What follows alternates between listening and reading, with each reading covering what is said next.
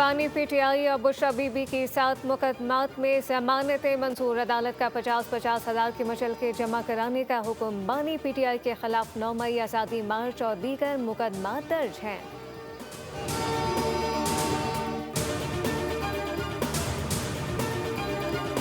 इंसदादे दहशतगर्दी अदालत में 26 नवंबर एहतजाज के मुकदमे की समाअत। अलीमा खान की हाजिरी से इस्तिस्ना की दरख्वास्त आज फिर मुस्तरद। अदालत ने नाकाबिले जमानत वारंट गिरफ्तारी जारी करते हुए पुलिस को अमल दरामद का हुक्म दे दिया।